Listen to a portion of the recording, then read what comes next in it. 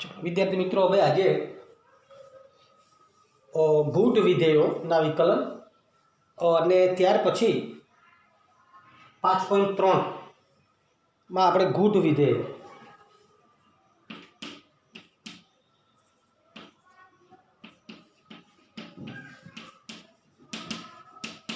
અને બીજું આપણે ત્રિકોણમિતીય પ્રતિવિધેયો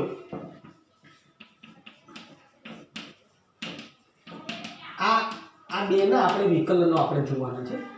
ગૂઢ વિધેય ખરેખર કોને કહેવું તે કે y = f of x. આવા સાદા વિધેયો આપણે જોયા છે કે y અને x બંને અલગ કરી શકીએ. એ બધા સાદા વિધેયો છે, પણ કેટલાક વિધેયો એવા હોય છે કે x બરાબર xy બરાબર sin y. આમાં f of x તરીકે y દર્શાવી શકાતો નથી. તો આમાં જે વિધેયો છે એને આપણે ગૂઢ વિધેય તરીકે ઓળખીશું. કદાચ xy² આવું હોય તો y = f of x સ્વરૂપે ન દર્શાવી શકાય તેવા વિધેયના વિકલનો.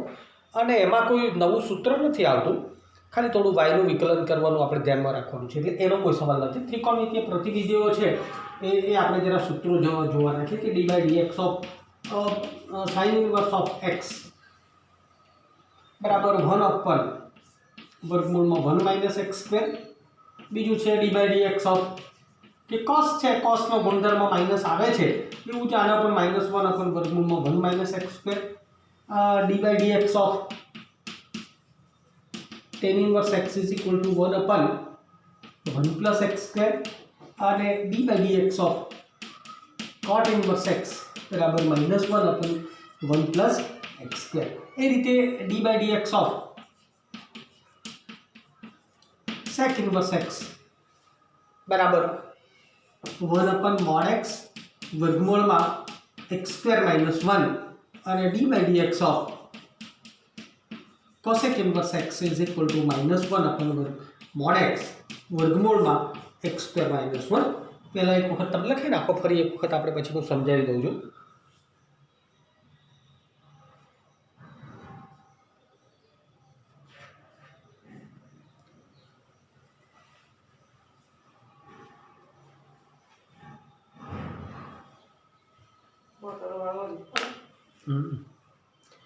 તો sin inverse x માં 1/1 - x² આ યાદ રાખજો. cosec inverse x માં આના જેવું જ પણ ચિહ્ન કયું માઈનસ આવ્યું. d/dx of tan inverse x માં અહીંયા વર્ગમૂળ નથી આવતું, 1 + x² આવે છે. cot inverse x માં -1/1 + x² આવે છે. sec inverse x ની અંદર cos ની અંદર માઈનસ છે એટલે sec માં માઈનસ હોવું જરૂરી નથી. અહીંયા 1/mod x √x² - 1 અને cosec inverse x માં -1 આવે અને mod x વર્ગમૂળમાં x² - 1 x² - 1 અહીંયા આવે છે અને અહીંયા 1 - x² આવે. આનું રહસ્ય આપણે ત્યાર પછી સંકલન વખતે આપણે એને ખોલીશું. પણ સંકલન વખતે સંકલન અને વિકલન બંને એકબીજાની વિરુદ્ધ ક્રિયાઓ છે. તમે જાણો છો કે જો આનું સંકલન કરું તો આ આવે, આનું સંકલન કરું તો આ આવે છે. એ ઊંધી ક્રિયા છે. એ તમે નિયત અને અનિયત બંને પ્રકારના સંકલનો ફિઝિક્સની અંદર જોયેલા છે ને, થોડાક સૂત્રો પણ તમે જાણતા હશો. અત્યારે આપણે વિકલન જોઈએ છે એટલે આટલું બરાબર યાદ રાખજો કે ભાઈ સાઇન ઇન્વર્સની અંદર શું આવે છે, કોસ ઇન્વર્સમાં શું આવે, ટેનમાં, કોટમાં, સેકમાં અને કોસેકમાં. બરાબર, આટલા સૂત્રો તમે લખી દીધા. હવે આપણે સ્વાધ્યાય તરફ જઈએ.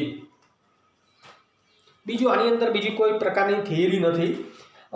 ઇન્વર્સ ફંક્શનના સંકલનો કરવાના, વિકલનો કરવાના હોય ત્યારે કેટલીક એના પ્રદેશો વિશેનું આપણે ધ્યાન રાખવાનું છે કે સાઇન ઇન્વર્સ અને કોસ ઇન્વર્સનો જે પ્રદેશ છે એ -1 થી 1 છે. ત્યાર પછી કોટ ઇન્વર્સ અને ટેન ઇન્વર્સનો છે એ r છે અને સેક ઇન્વર્સ અને કોસેક ઇન્વર્સનો છે એ તમને ખબર છે કે ભાઈ r -1 થી 1 છે. આ થોડીક ધ્યાન આપણે રાખવાનું છે. ત્યારે એનો ઉપયોગ કરીશું ત્યારે જોઈશું પાછા.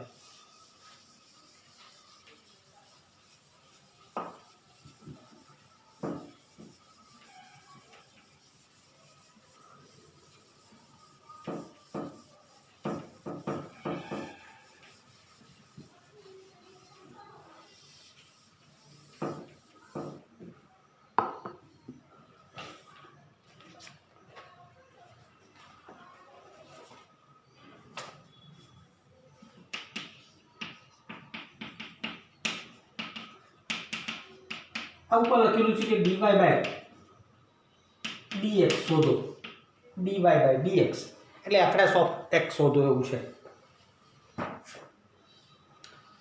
તો હું બંને બાજુ વિકલન કરું, બંને બાજુ વિકલન કરતા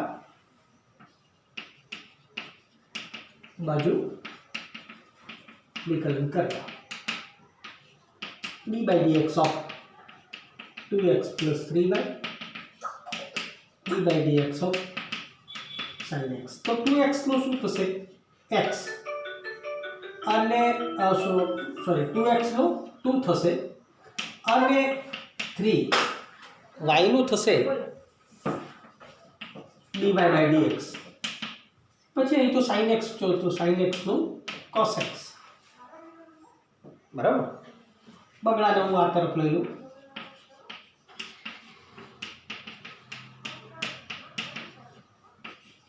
તો dy by dx is equal to cos x minus 2 by 3.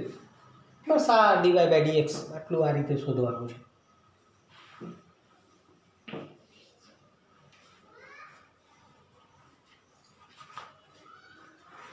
બીજો છે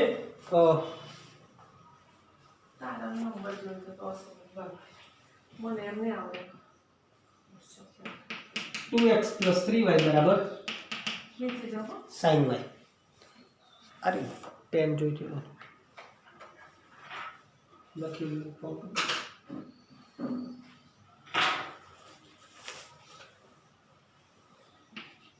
હું નીચે જાઉં છું. ચાલતી બસું dy by dx of sin y. તો આને જરા થોડોક વિસ્તૃત જોઈએ. 2 dy by dx of x જોજો હો, અચળ પદને મેં બહાર મૂક્યું. 3 into dy by dx sin નું cos y અને y નું થશે dy by dx. બસ આ એનું મહત્વ હતું, y નું dy by dx. તો dy by dx of x is equal to 1 એટલે આ થયું 2 plus 3 dy by dx is equal to cos y into dy by dx. હવે હું આને આ તરફ લઈ લઉં તો 2 is equal to cos y into dy by dx minus 3 into dy by dx. dy by dx common કાઢી લઉં, dy by dx તો અંદર થશે cos y minus 3 is equal to 2. હું આને નીચે લઈ લઉં તો dy by dx is equal to 2 ના છેદમાં cos y minus 3. બસ આ ગુડ વિધેયના વિકલનો છે. બરાબર, સિમ્પલ છે. ત્રીજો હું તમને ઘેરથી આપું છું, ચોથો મેં ગણાવું છું. પહેલા બે તમે આ લખી નાખો.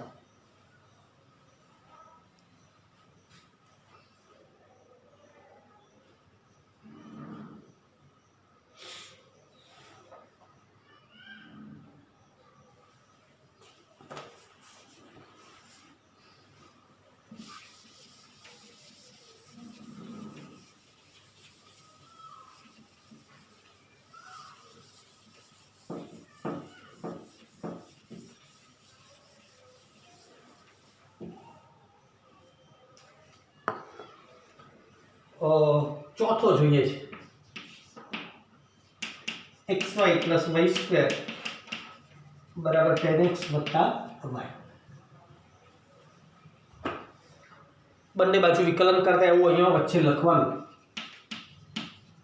બંને બાજુ વિકલન કરતા. તો dy by dx of xy plus y square બરાબર dy by dx of 10x વત્તા y. 10x ને y બંને અલગ અલગ છે. હા, હવે આ બેનો ગુણાકાર સ્વરૂપે dy by dx of xy plus dy by dx of y square બરાબર dy by dx of 10x dy by dx of y. આ બધું dy by dx બધાને વહેંચી દીધા. હવે x ને પકડી રાખો, y નું વિકલન, y નું વિકલન એટલે dy by dx. y ને પકડી રાખો, x નું વિકલન 1 થશે પ્લસ y સ્ક્વેર નું એક તો ઘાત ગુણકમાં એક ઘાત ઓછી એટલે 2y અને y નું વિકલન થશે dy બાય dx. શાંતિથી જોજો હો, મેં શું કરું છું, y² નો 2y અને y નું વિકલન dy by dx is equal to tan x નું વિકલન થશે sec²x અને y નું વિકલન તો dy બાય dx. હવે મને dy બાય dx વાળા બધા એક બાજુ અને એ સિવાયના હું એક બાજુ, તો અહીંયા x into dy by dx plus 2y into dy by dx plus dy by minus dy by dx is equal to આ બાજુનો sec²x છે એટલે y કા y એટલે માઇનસ y, આ બાજુ આવશે તો માઇનસ y થશે.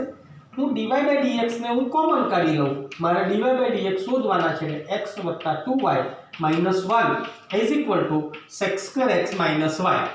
So dy by dx is equal to sec²x minus y upon x plus 2y minus 1. આ dy by dx શોધ્યું એમ કહેવાય, બરાબર. બિલકુલ આમ લાગતું હશે કે બહુ અઘરું છે, તો કાંઈ જ બિલકુલ એકદમ સહેલું છે. શાંતિથી તમારે ગણ્યા કરવાનું છે, થોડુંક નિયમો જરા યાદ રાખવાના છે. હું અત્યારે કેવી રીતે ગણું છું, આ બધા દાખલાઓને લખી લેવાના, લખ્યા પછી 2 વખત ગણવાના, ત્યાર પછી તમને આવડશે, બરાબર. 2 વખત તમારે જાતે પ્રયત્ન કરવાનો. 2 વખતમાંથી પહેલી વખત ખોટો પડશે પણ બીજી વખત તો સાચો પડશે, ને સાચા પડ્યા પછી એટલો બધો આનંદ આવશે, એટલે એ રીતે તમે જરા ગણજો.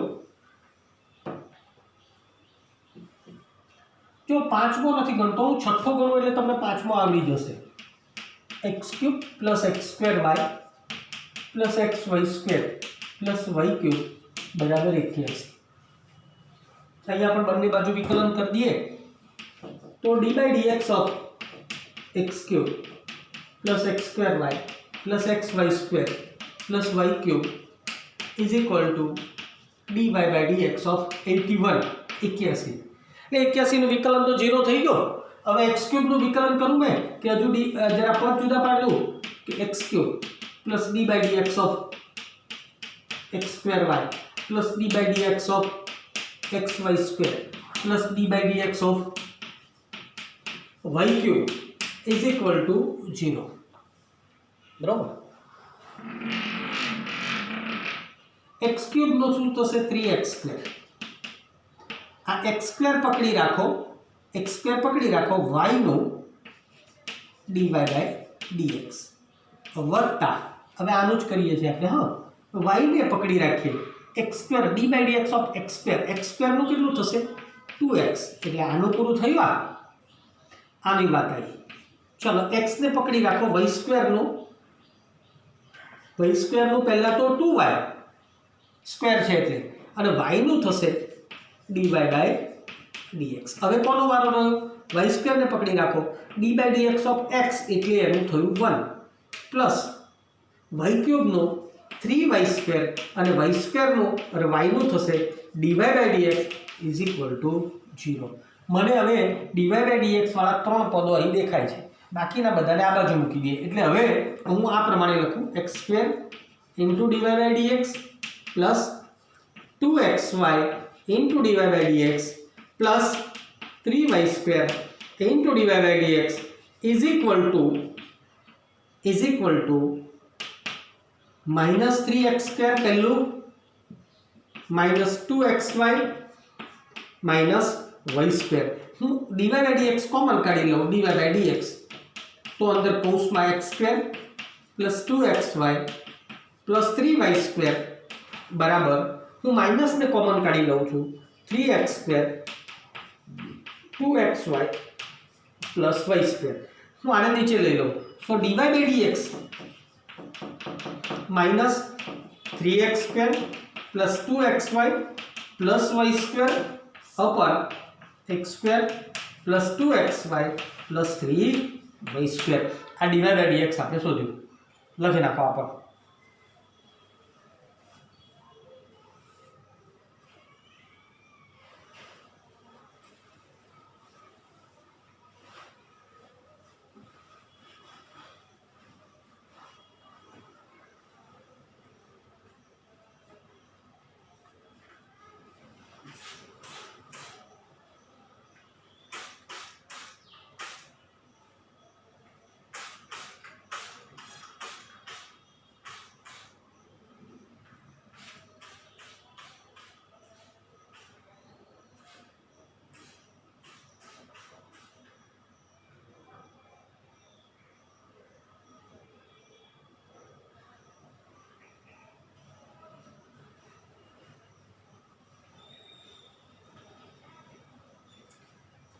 ચાલો હવે આગળ જોઈએ આપણે 7મો દાખલો જોઈએ.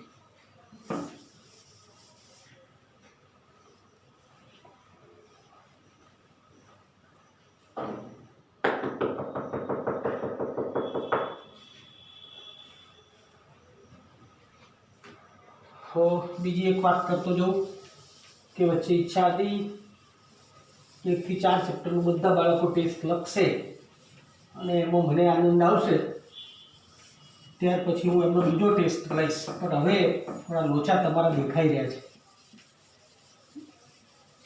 બધા જ બાળકો લખીને મોકલાવતા હોય તો હું તો બીજો ટેસ્ટ મોકલું, હું તો ત્રીજો એ મોકલું, પણ એ થોડાક લોચા લાગે છે. એટલે આજે તો બીજું હોમવર્ક જરા જુદી પ્રકારનું મારે આપવાનું છે.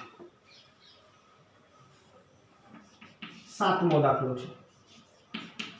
d by dx of sin square y વત્તા cos xy બરાબર k cos xy. પછી sin square x વત્તા cos square y બરાબર 1 એ તમારે ગણવાનું છે. હું હવે પહેલા અંદર જવા દઉં. d by dx of sin square y d by dx of cos xy d by dx of k, it's called 0. અચળ પદ છે. પહેલા ઘાત ગુણાંકમાં 2 sin y 2 sin y, sin y નો વિકલન cos y, y નો વિકલન dy by dx. મારે પદ વધારે લખવા તા પણ તમને તરત ખબર પડે એટલે મેં નથી લખ્યા. હવે મેં લખું છું. એકદમ ક્લિયર જ હોવું જોઈએ. 2 sin y d by dx of sin y. cosનું minus sin xy અને d by dx of cosનું થઈ ગયું. હવે કોણ બાકીનું? ખાલી અહીંયા તો ખાલી xy રહ્યું. અહીંયા વર્ગનું થયું, સાઈનનું નહોતું થયું. ઇઝ ઇક્વલ ટુ અચળ પદ એટલે 0. 2 sin y નો cos y અને y નો dy by dx, અહીંયા માઇનસ sin xy. હવે xy નું જોઈએ. હા, x ને પકડી રાખો, y નું dy by dx plus y ને પકડી રાખો, x નું થશે 1 ઇઝ ઇક્વલ ટુ 0. આ થશે 2 sin y into cos y into dy by dx minus અંદર ગુણી કરું છું મેં, x આગળ મૂકી દઉં છું, dy by dx ને પણ આગળ મૂકી દઉં છું અને sin xy minus y sin xy is equal two 0. હું dy by dx ને કોમન કાઢું છું. આ sin 2y પણ કહેવાય. એટલે dy by dx sin 2y minus x sin xy બરાબર, અને હું આ બાજુ લઈ લઉં y sin xy. આ નીચે લઈ લઈએ. સો dy by dx is equal two y sin xy upon sin 2y minus x sin xy. તો આપણે આ dy by dx શોધ્યું એમ કહેવાય. બરાબર. ચાલો આને લખી નાખો અને પહેલાનું sin square x વત્તા cos square y, sin square x વત્તા cos square y is equal to 1. મોટે મોટે ગણાય 2 sin x ને sin x નું cos x. બરાબર. અને માઇનસ અને પ્લસ cos square y તો 2 cos y minus sin y અને y નો dy by dx is equal to 0. બસ એને આ બાજુ લઈ લો, બાકીનો બધા નીચે લઈ લો એટલે તમારો જવાબ થાય. એટલે એ 8માં હું નથી ગણાવતો, 10માંથી હું ગણાવું છું. આ લખી નાખો.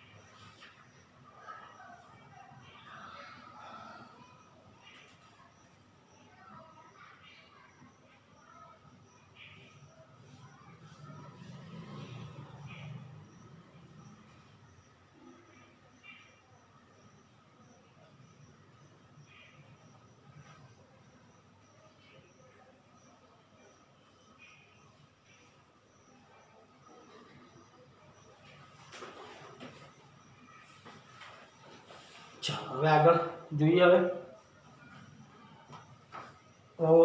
8માં 9માં દાખલામાં કોઈ કન્ડિશન આપણને આપેલી નથી, એટલે આપણે કન્ડિશનને મહત્ત્વ આપ્યા વગર ગણીશું. પણ છતાં કન્ડિશન હોય તો શું થાય છે તેને પણ આપણે જરા ધ્યાનમાં લઈશું. 3.3 ને 9મો દાખલો કોઈ એક જ જવાબ છે, એટલે એનો કોઈ કન્ડિશન નથી. અને આમે એક જોઈએ આપણે કન્ડિશનનો ઉપયોગ થાય છે કે કેમ, એ પ્રમાણે આપણે જોઈશું.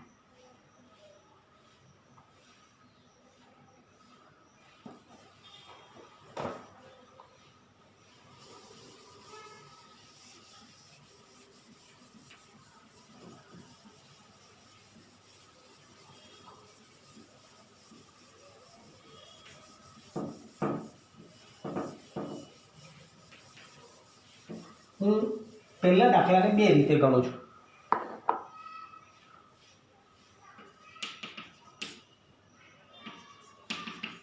y બરાબર sin inverse 2x upon 1 plus x square. કોઈ કન્ડિશન આપણને આપેલી નથી અને હું એને બે રીતે ગણું છું.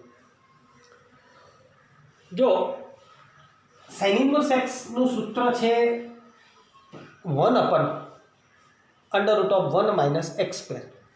साइन इनवर्स एम होत तो 1 upon under root of 1 minus M square. बराबर.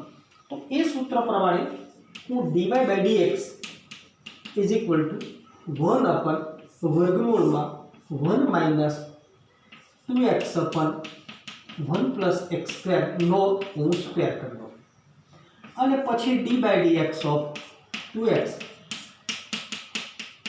अपन 1 प्लस एक्स स्क्वेर. आ एक बात थी. हमें आनु सादरूप ए आपणो जवाब थी गयो. बराबर. 1 अपन वर्गमूलनी अंदर बात करिए तो आनो अहीं गुणी दीए અને છેદમાં 1 પ્લસ એક્સ સ્ક્વેર લઈ લઈએ, એટલે 1 પ્લસ એક્સ સ્ક્વેર નો સ્ક્વેર માઇનસ 4x સ્ક્વેર अपन 1 પ્લસ એક્સ સ્ક્વેર નો સ્ક્વેર.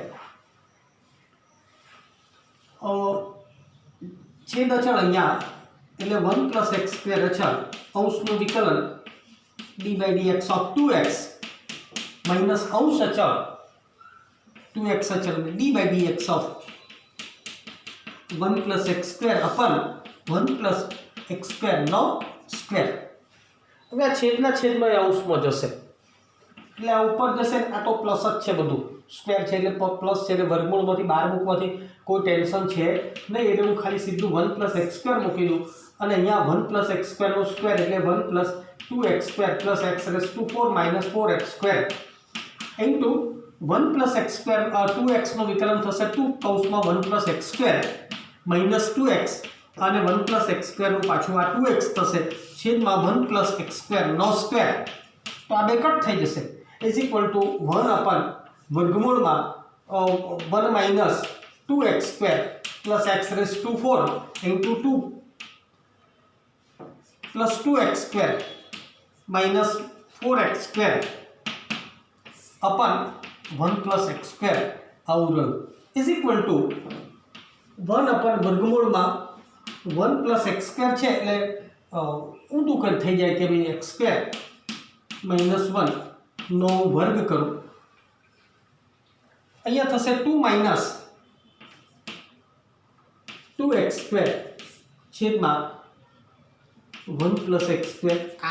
आवी वात आई એટલે હવે અહીંયા 2 કોમન નીકળી જશે એટલે 1 માઇનસ એક્સ સ્ક્વેર. હું અહીંયા 1 માઇનસ એક્સ સ્ક્વેર જ લખું છું અને અહીંયા વર્ગમૂળમાંથી બહાર આવે છે એટલે 1 માઇનસ एक्स स्क्वेर नो मानांक थशे. पेलामां नथी थयो केम प्लस छे એટલે धनाधन ज होय અને અહીંયા 1 प्लस एक्स स्क्वेर. आ एक बात थई. એટલે હવે જો હું માનાંકની જો ધ્યાનમાં લીધા વગર કરી દઉં તો આ બે ઉડી જાય તો જવાબ આપણો 2 अपन 1 प्लस एक्स स्क्वेर આવી ગયો. એ જવાબમાં કોઈ પ્રશ્ન નથી. પણ અહીંયા બે શક્યતાઓ થાય. હવે જો इफ पहली बात if X square is greater than और equal to 1, X square is greater than और इक्वल टू मतलब कि X square minus 1 is greater than और इक्वल टू 1 ग्रेटर देन और इक्वल टू 0. तो આની કિંમત કેટલી થશે કે આપણે તો 1 - x² છે કેમ તો 0 less than 0 greater than or equal to 1 - x². 1 - x² 0 કરતા 0 મોટા છે એટલે આ 1 - x² માનાંકમાં 1 - x² is equal two minus કૌંસમાં 1 - x² આવું થાય આ કેસની અંદર x² is greater than or equal to 1 તો 1 - x² બરાબર આવું થાય એટલે તો આપણો જવાબ આવશે 2 કૌંસમાં 1 - x² અપન માઇનસ કૌંસમાં 1 - x² અને કૌંસમાં 1 + x². તો એનો જવાબ આપણો -2 અપન 1 + x² આવશે જો કન્ડિશન આપેલી હોય તેવા કેસની અંદર વાત છે. આને તમે લખો બીજો કેસ આપણે પછી જોઈએ.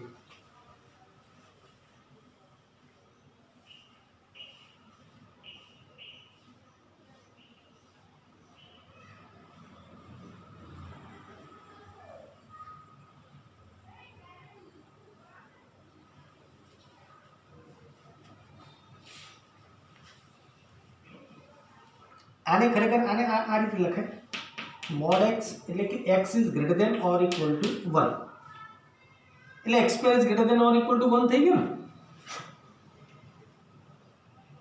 અને બીજી વાત આ તમે લખી દીધું હશે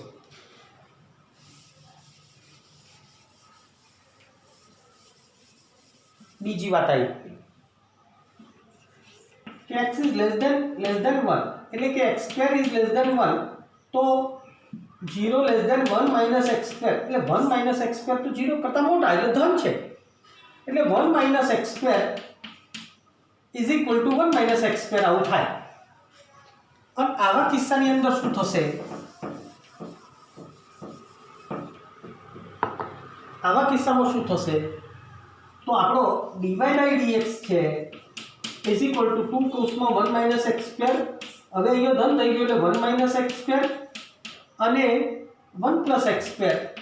તો આવા કિસ્સાની અંદર આપણો જવાબ આવશે 2 અપન 1 + x². આપણી બે કન્ડિશનોથી આપણે આપી શકીએ. તો સવાલ એમ થાય કે પછી પરીક્ષાની અંદર અમારે જવાબ કયો લાવવો તો પરીક્ષાની અંદર જેને શાર્પનેસ છે કન્ડિશન નથી આપેલી શાર્પનેસ છે તો આ બંને જવાબો આપણા આ સાચા છે છતાં એક જવાબ આપી લાવી દીધેલો હોય તો કન્ડિશન ન આપેલી હોય તો ખોટું ન આપી શકે પણ જેને મોર ધેન 95 છે એને આ વસ્તુ કરવી જરૂરી છે તો પરીક્ષક ઉપર સારી ઇમ્પ્રેશન પાડી શકે.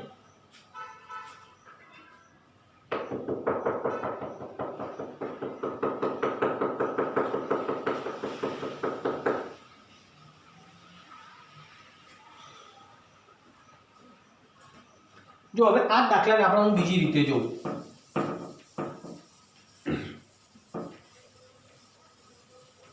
આ એક રીતે ગણ્યો બીજી રીતે ગણીએ જો કે x બરાબર હું tan θ ધારું x બરાબર tan θ ધારતા where θ belongs to -π/2 થી π/2 આ આપણને ખબર છે તો y બરાબર શું થશે sin inverse ઓફ આપણો બીજે ચેપ્ટરની લીધે 2 tan θ upon 1 plus tan square theta is equal to sin inverse of આ કોનું સૂત્ર થયું sin 2 theta નું સૂત્ર થયું that means theta -π/2 less than theta less than π/2 તો 2 theta છે તો બે વડે ગુણી નાખું તો -π થી π ની વચ્ચે છે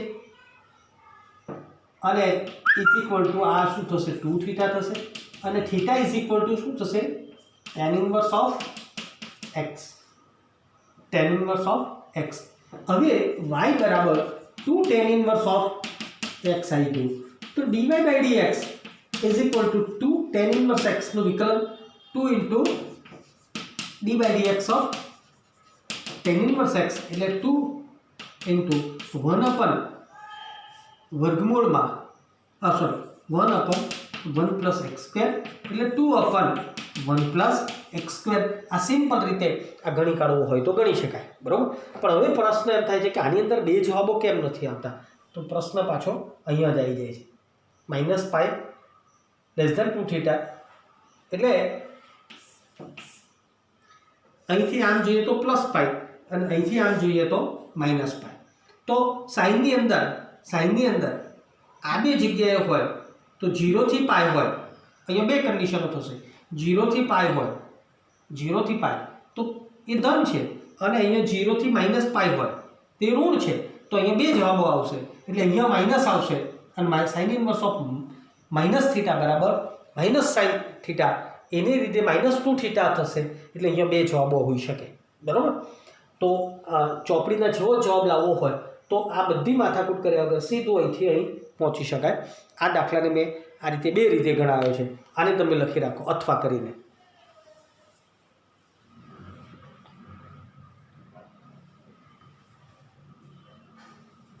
હવે થોડી વિડીયોની લંબાઈ પણ વધી જાય છે, એટલે હું આજે આમાં આટલું જોઉં છું.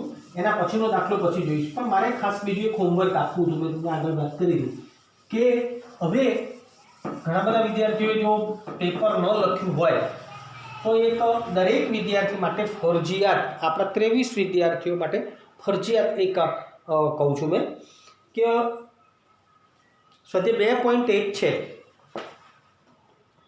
થી શરૂઆત કરવા, સોરી 1.1 થી શરૂઆત કરવાની છે. ઉદાહરણથી પણ જોવાનું છે, તો ઉદાહરણો છેલ્લે રાખીશું. 1.1 આપણો આવો છે. 1.1 ચોપડીની અંદર બે લીટી આપણે છોડીશું. 1.1 ની અંદર આવું લખવાનું. દાખલા નંબર 1 નો 1, દાખલા નંબર 1 નો 2,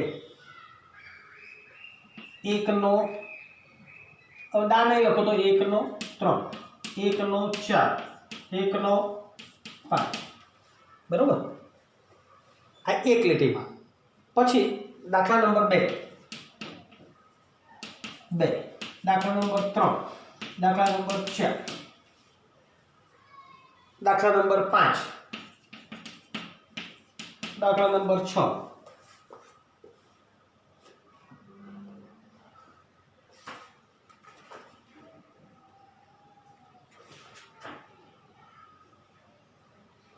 हाँ 7, 8, 9, 10, 11, 12, 13, 14, 15, 16. આપણા 16 દાખલાઓ છે. તો મારે આ દાખલાઓમાં આ બધા દાખલાઓ આ પ્રમાણે એક પહેલી લીટી છોડવાની, એક પહેલી લીટીમાં લખવાનું, એક છોડ દેવાનું, આ લખવાનું પછી છોડ દેવાનું, આ લખવાનું પછી છોડ દેવાનું. 1.1 નું પૂરું, પછી 1.2 નું, પછી 1.3 નું. આ પ્રમાણે દરેક સ્વાધ્યાય માટે અહીંયા એક બોક્સની અંદર પછી વચ્ચે લીટી તમે દોરી દેવાની. નીચેની લીટીની અંદર જો તમને આ દાખલો આવડતો હોય તો ખરું, આ આવડતો હોય તો ખરું, આ આવડતો હોય તો ખરું, આ નથી આવડતો, આ નથી આવડતો, આ આવડે છે, આ આવડે છે, આ આવડે છે, આ આવડે છે પરફેક્ટ, આ પરફેક્ટ આવડે છે, આ આવડે છે, આ આવડે છે, આ આવડે છે, આ આવડે છે, આ નથી આવડતું, આ નથી આવડતું, આ નથી આવડતું, આ નથી આવડતું, આ નથી આવડતું. ઈમાનદારીથી આ કામ કરવાનું છે. આને કારણે શું થશે કે તમારો મને એક આખો સર્વે મળશે કે તમને બધા જ વિદ્યાર્થીઓને કયા કયા દાખલાઓ, આ બધા જ દાખલાઓ માટે 1 થી 4 ચેપ્ટરનો ટેસ્ટ પહેલો લીધો, ત્યાર પછીનું આ બીજું સર્વે, અને આ બધાનું પહેલાં બધાના પેપર આવવા જોઈએ એવી મેં વાત કરેલી, નથી આવ્યા. કદાચ હવે તમે મોકલવાના હશો તો એ તમારું પેપર આવી જાય પછી એક આ સર્વે કરી દેવાનો છે. અને આ સર્વે કર્યા પછી આના પછી જો બધાના જવાબો 23 બાળકોનો આવી જશે. કોઈ એમ કે સાહેબ પહેલાં મારી પાસે મોબાઈલ નહોતો, પરિસ્થિતિ એવી છે, હું સમજું છું કે બધાની પરિસ્થિતિ સરખી ન પણ હોય, છેક મારા કવાટ સુધીના બાળકોને છેક છેલ્લે સુધી, હમણાં એક છોકરીને હમણાં જ મોબાઈલ મળ્યો હતો. એટલે એ બધી વસ્તુઓ તો છે જ, પણ હવે આ પરિસ્થિતિ સામે લડવાનું છે. હું પણ મજબૂર છું ને કે તમને મેં વર્ગમાં જ ભણાવવાની મને મજા આવે છે, મને પણ આ તકલીફો જ થાય છે, પણ છતાંય આપણે પરિસ્થિતિને પહોંચી વળવા માટેના પ્રયત્નો કરવાના છે. અને એટલે કેટલાક ચેપ્ટર ન આવડતા હોય તો એ મને કહી દે કે ભાઈ મને પહેલું ચેપ્ટર નથી આવડતું, બીજું નથી આવડતું. સમજણ પડે છે કે નહીં? પણ કોને ગણ્યા પછી બધા ચેપ્ટરો મળ્યા પછી પણ જો આ કામ બાકી હોય તો આ બધાએ આપણે કરી દેવાનું છે અને ત્યાર પછી આપણે આ કોર્સ આપણે 5મું પૂરું થશે એટલે 6ઠું મેં પતાવી દેવાનો છું. 6ઠું પૂરું થયા પછી હું વિકલન પણ સંકલન પણ આગળનું ચેપ્ટર કરવાનું છું. પણ વચ્ચેના સમયની અંદર આપણને રવિવાર મળ્યો તો રવિવારના દિવસે તમને હું ફોનથી કોન્ટેક્ટ કરીને કે ભાઈ તને કયા દાખલાઓ કેમ નથી આવડતા, એમાં શું તકલીફ છે, આ બધી ચર્ચા મારે કરી શકાય. એટલે જ્યારે મેં ફોન કરું તો તમારા આ લિસ્ટો મેં કાઢીને બેસું એવી મારી ઈચ્છા છે. એટલે મને દરેક ચેપ્ટરનું 1 થી 4 ચેપ્ટરનું આવું વર્ણન તમે મને કાગળમાં નાનું લખજો એટલે તમને 4-5 કાગળની અંદર તમારો ફોટો પડી શકે. આ કામ આપણે ફરજિયાત દરેક 23 બાળકોએ આ કામ કરવાનું છે. એક જ લીટીની અંદર બે લીટીની અંદર આખું સ્વાધ્યાય આવી જશે. ત્યાર પછી એના ઉદાહરણો પણ જરા જોઈ લેવાનું છે. એટલે કેટલું કામ આપણું કોન્ક્રીટ થયું છે એનું એક સર્વે મને મળે. કોન્ક્રીટ કામ 1 થી 4 ચેપ્ટરનું ફરજિયાત કરવાનું છે. આપણે રિઝલ્ટને 100% તરફ લઈ જવાનું છે. એના માટેનું આ એક મારે કાર્ય છે. જ્યારે સ્કૂલો ચાલુ થઈ જશે, રેગ્યુલર થઈ જશે, ત્યાર પછી પાછું આની અંદર પણ આપણે થોડું કામ વધારી દઈશું. સમય સાથે બધું જ ચાલવું પડશે. સમય જેમ જેમ નીકળતો જાય છે મારે આગળ પણ ચલાવવું પડે છે. વિધેયો પણ વિકલનો પણ શીખવાડવા પડે છે. પણ તમારે મહેનતનું પ્રમાણ પણ હવે ધીરે ધીરે વધારવું પડશે મિત્રો. હવે આ ઓછી મહેનતે નહીં મેળ પડે. એટલે આ કામ ફરજિયાત 23 બાળકોનું કરેલું હોવું જોઈએ. થોડું વિડીયો પ્રમાણમાં લાંબુ થયું છે એટલે હું ઝડપથી આ પતાવું છું. મને આ રવિવાર સુધીમાં, રવિવાર પહેલાં મળી જાય તો હું રવિવારે બીજા ટેસ્ટનું આયોજન કરી શકું. Thank you.